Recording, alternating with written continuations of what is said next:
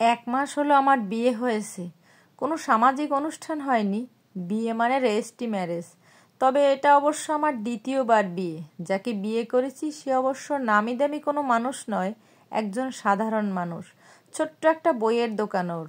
আমি নিজে অবশ্য সরকারি চাকরে, পুলিশ ডিপার্টমেন্টে এসআই পদে জয়েন করেছি 7 মাস আগে। প্রথম বিয়েটা আমার টেকেনি, আমি নিজেই আর টিকিয়ে রাখতে চাইনি। তাই একদিন ঘর ছেড়ে বেরিয়ে এসেছিলাম। বাইরের লোকের কাছে রটিয়ে দেওয়া হয়েছিল আমার স্বভাব চরিত্র ভালো নয়, আমি নাকি চরিত্রহীন, তাই বাড়ি ছেড়ে চলে গিয়েছি। আমি মনে করি অপমানের থেকে আত্মসম্মান অনেক বড়। যেদিন বাড়ি থেকে বেরিয়ে এলাম সেদিন একটু দরকারে একটা জায়গায় গিয়েছিলাম। সন্ধ্যায় বাড়ি ফিরতেই শাশুড়ি আমাকে বললেন, বাপের বাড়ি যাবার নাম করে কোথা থেকে ঢলাঢলি করে এলে? কী সব বাজে কথা বলছেন? ঠিকই বলেছি। অমূল্য নিজে চোখে দেখেছে কলেজ মোড়ের একটা গলি থেকে একটি ছেলের সাথে ফষ্টিনষ্টি করে তুমি বেরিয়ে আসছো। বাড়ির ফেরার তো দরকার ছিল না, ওর সাথেই রাতটা কাটিয়ে দিতে পারতে। বলে রাখা ভালো, এই অমূল্য আসলে আমার নন্দাই, আমার একমাত্র ননদের হাজবেন্ড। তো আমি বললাম, দেখেছে ঠিকই, আবির আমার ভালো বন্ধু, স্কুলে আমরা একসঙ্গে পড়তাম, ওর থেকে 2টো বই নেওয়ার জন্যই গিয়েছিলাম। একদম বাজে কথা বলবেন না। থাক, অনেক হয়েছে। বাহানা দেখিয়ে আর কাজ নেই, ওসব আমার জানা আছে। পরপুরুষের সাথে ফুর্তি মারিয়ে ঘরে ফিরছো, এসবের কি দরকার ছিল? এসব আমার বাড়িতে চলবে না। দুশ্চরিত্র একটা মেয়ে। মুখ সামলে কথা বলবেন। অনেক দিন ধরে সহ্য করছি, আর না। তা সহ্য করছো কেন? আমার ছেলের জীবনটা নষ্ট করে তো দিয়েছো, এবার বিদেয় হও। শাশুড়ির এমন কথায় মুখ বুজে মেনে নিতে না পেরে জবাবটা দিয়েছিলাম সেদিন। এত খারাপ কথা কেউ বলতে পারে না বলে আমার ধারণা ছিল না। এই অপমান আর সহ্য করতে পারিনি। তারপর সিদ্ধান্তটা নিয়েই নিই, ওই বাড়িতে থাকলে একদিন আমি শেষ হয়ে যেতাম। আমার স্বামী ছিল পুলিশ কনস্টেবল পদে কর্মরত। বিয়েটা আমার দেখাশোনা করেই হয়েছিল। আমাদের এক আত্মীয় আমার বিয়ের সম্বন্ধ করে দিয়েছিলেন। উনি আমার বাবাকে বললেন, সরকারি চাকরি করা একটা ভালো ছেলে আছে, মেয়ের বিয়ে দেবে? মেয়ে তো এখন পড়াশোনা করছে। ওই আত্মীয় হেসে বলেছিলেন, রাখো তো তোমার পড়াশোনা, বিয়ে তো দিতেই হবে। একটা সরকারি চাকরি করা ছেলে পাবে তো? তোমার সেরকম অবস্থাও ভালো না, একটা কানাকড়িও দিতে পারবে না।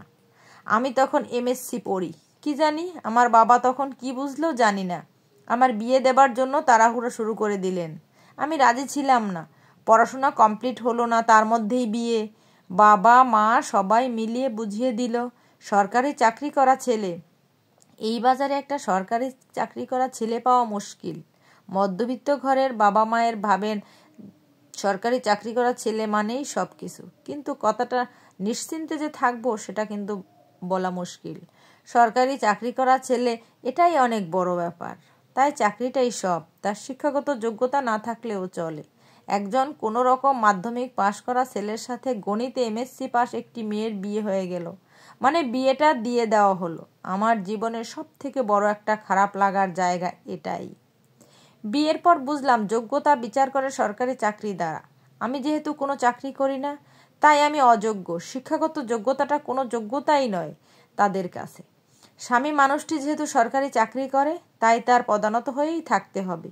বিয়ের 2 মাস পর একদিন বলেই ফেললো, এমএসসি করে কি করেছো? চাকরি পেয়েছো একটা? মাধ্যমিক পাশ হতে পারি, কিন্তু সরকারি চাকরি করি, দাম থাকলে চাকরি পেয়ে দেখাও। নিজের উপর ভীষণ রাগ হতে লাগলো। সত্যি তো, এমএসসি পাশ করে এরকম একটা ছেলেকে বিয়ে করলাম। অবশ্য বিয়ের আগে সবাই মেয়েদের পড়াশোনা জানতে চায়, ছেলেদের পড়াশোনাটা কে আর জানতে চায়? সরকারি চাকরি মানে সে মহাপুরুষ, তাই আর তা না জানলেও চলবে। নিজেকে হেরে যেতে দেখতে লাগলাম। বিয়ের পর আমি যেন আর আমার মধ্যে নেই। না আছে আমার পড়াশোনার জগৎ, না আছে স্বামীর সঙ্গ সুখ। উনি বিয়ে করে দায় সেরেছেন মাত্র, কারণ ওনার ছুটি নেই। মাসে 1 দিন বা 2 দিনের জন্য বাড়িতে আসেন রেস্ট নিতে। তাছাড়া বাড়িতে মা একা থাকেন, বাড়িতে একটা লোকের প্রয়োজন, তাই বিয়েটা করেছেন। একদম বন্ধ করা জীবন আমার। স্বামীকে কিছু বলতে গেলেই বলতেন, জেনে শুনেই বিয়ে করেছো, তোমার বাহানা শোনার জন্য আমি তোমাকে বিয়ে করিনি, আমাদের মতোই চলতে হবে। তবুও মেনে নিয়েছিলাম। এরপর যা ঘটলো সেটা মেনে নেওয়া কঠিন হয়ে পড়লো। বাড়িতে একজন মানুষের যখন তখন আগমন হতে লাগলো। উনি আসলে আমার নন্দাই, অর্থাৎ অমূল্যবাবু, শাশুড়ি মায়ের বড় আদরের জামাই। নানা অছিলায় আমার ঘরে এসে ঢুকে পড়তেন। স্বভাবটা হলো গায়ে হাত দিয়ে কথা বলা, যেটা আমার পছন্দ না। একদিন এমন টাইমে এলেন, শাশুড়ি মা কি একটা দরকারে বাইরে গেছেন, সেই সময় হাজির। আমাকে একা পেয়েই শুরু করলেন টানা হেঁচড়া। রাগে থাকতে না পেরে গালে চর কষিয়ে দিয়েছিলাম। শাশুড়িমাকে বললে শাশুড়িমা বললেন, তুমি অমূল্যর নামে এসব কথা মুখে আনলে কি করে? ও তোমার নিজের বোনের মতো দেখে। ছি, তুমি নিজেই একটা চরিত্রহীন। ও আর এ বাড়িতে আসতে পারবে? নিজের মতো করে সবাইকে ভেবে নাও, তাই না? কথাটা শুনে আমি অবাক হয়েছিলাম। সব দোষ হয় বাড়ির বউয়ের, জামাই হয় ধোয়া তুলসী পাতা। শাশুড়ি আবার এই খবর ছেলের কানে পৌঁছে দিলেন। তারপর থেকে শুরু হলো খারাপ ব্যবহার। কথায় কথায় আমাকে শুনতে হতো আমি দুশ্চরিত্র। বাবা মায়ের ওপর ভীষণ রাগ হতে লাগলো। মেয়ের নিশ্চিন্ত নিরাপদ জীবন খুঁজে দিতে বিয়ে দিলেন। বুঝলাম মেয়েরা কোথায় নিরাপদ। ঘরের চার দেয়ালটাও তাদের জন্য সুরক্ষিত নয়। সেখানেই থাকে হিংস্র দানবরা। একদিন বাড়িতে ভীষণ অশান্তি হয়। একদিকে আমি আর একদিকে বাড়ির সবাই। রাগে বাপের বাড়ি চলে যাই কদিনের জন্য। মাকে গিয়ে সব কথা বলি। মা বলে, ওরকম একটু একটু হয়েই থাকে, মানিয়ে নিয়ে চলতে হয়। এখানে বেশি দিন থাকলে লোকে খারাপ ভাববে, তাই তুই ফিরে যা। বুঝলাম মেয়েদের বিয়ের পর বাপের বাড়িটা তাদের আর নিজেদের আস্থানা নয়। বাপের বাড়ি থেকে ফিরলাম। ওই সময় আমার স্কুল লাইফের বন্ধু আবিরের সাথে দেখা হয়। আবিরকে সব কথা বলি। আবির বলে, তুই চাকরির জন্য পড়াশোনা শুরু কর, আমি তোর পাশে আছি। তারপর থেকে লুকিয়ে পড়াশোনা শুরু করি এবং ঠিক করি বাপের বাড়ির সাথে আর কোনো যোগাযোগ রাখবো না। বইপত্র বা টুকটাক কিছু দরকার হলেই বাপের বাড়ি যাবার নাম করে বেরিয়ে যেতাম। ইতিমধ্যে আমাকে আবিরের সাথে দেখে ফেলে অমূল্য। বাড়িতে এসে শাশুড়িকে সে সব কথা জানিয়ে দেয়। তারপর থেকে অশান্তি চরমে ওঠে আরও। অবশেষে বাড়ি ছেড়ে বেরিয়ে আসি।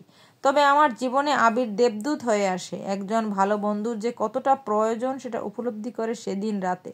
আবিরকে ফোন করে যখন বলি, আবির আমি বাড়ি ছেড়ে চলে এসেছি, কিছু একটা ব্যবস্থা করে দে, না হলে আমি শেষ হয়ে যাব, আমি নতুন করে বাঁচতে চাই। আবির বলেছিল, সে না হয় ব্যবস্থা করে দিচ্ছি, তোর বাপের বাড়িতে ফিরে যেতে পারিস তুই। যতদিন না নিজে প্রতিষ্ঠিত হচ্ছি ততদিন আমি কোথাও যাব না। বাপের বাড়ির সাথে আমি কোনো যোগাযোগ রাখতে চাই না। অবশেষে আবির ব্যবস্থা করে দেয় ওর পিসির বাড়িতে। পিসি বাড়িতে একাই থাকেন। পিসির একটা ছেলে, সে বিয়ে করে বাইরে থাকে। আবির পিসিকে বলতেই পিসিও এক কথায় রাজি হয়ে যায়। ভাবিনি পিসি এতটা ভালো মানুষ হবেন। পিসির যেহেতু মেয়ে নেই, ওই পিসি আমাকে মেয়ের মতো ভাবেন। আমার নিজের মেয়ে নেই, আমিও আজ থেকে একটা মেয়ে পেলাম। তারপর পিসির বাড়ি থেকেই ডিভোর্স ফাইল করি। আমাকে সব দিক থেকেই পিসি সহযোগিতা করেন। অবশেষে ডিভোর্স হয়ে যায়। চাকরির জন্য পড়াশোনা তো করছিলাম, শেষমেশ আমি চাকরিও পেয়ে যাই। পিসি এখন আমার মেয়ের থেকেও আমার কাছে অনেক বেশি। আমি কখন যে পিসির নিজের মেয়ে হয়ে গেছি বুঝতেই পারিনি। আমার ভালো মন্দ সব পিসির হাতে ছেড়ে দিয়েছি। পিসি যখন আমাকে বিয়ে করার কথা বলছিল, আমি পিসিকে বলেছিলাম, ওটা তোমার দায়িত্ব, তুমি যেটা ভালো বুঝবে সেটাই করবে। বছর দুয়েক আগে একজনের সাথে পরিচয় হয়। ছেলেটি পিসির শ্বশুরবাড়ির দিক থেকে দুঃসম্পর্কের এক আত্মীয়। ওর নাম সৌজন্য। আমাকে দেখে ওর ভালো লেগে যায়। আমারও খারাপ লাগেনি ওকে। পিসিকে সে কথা আমি জানাই। পিসি বলে, সৌজন্য খুব ভালো ছেলে, বাংলায় MA, চাকরি পায়নি, তবে বইয়ের দোকান আছে। তোর পছন্দ থাকলে আমার অমত নেই। তবে আবিরও বলেছিল সৌজন্য ভালো ছেলে। পরে আস্তে আস্তে জেনেছিলাম সৌজন্য একজন ভালো মনের মানুষ। জীবনে চলার পথে আমাকে আরও এক ধাপ এগিয়ে দিয়েছে সৌজন্য। সৌজন্য সরকারি চাকরি পায়নি, তাতে কি? একজন শিক্ষিত ভালো মানুষ হিসেবে সৌজন্য জীবনসঙ্গী হবার সব দিক থেকে উপযুক্ত। সরকারি চাকরি করা ছেলে মানেই সে যে ভালো মানুষ হবে এমনটা নয়। তবে কয়েকজন ভালো মানুষকে না পেলে আমার জীবনটা অন্ধকারেই হারিয়ে যেত। আজ ওরাই আমার জীবন পথে আলোর দিশারি।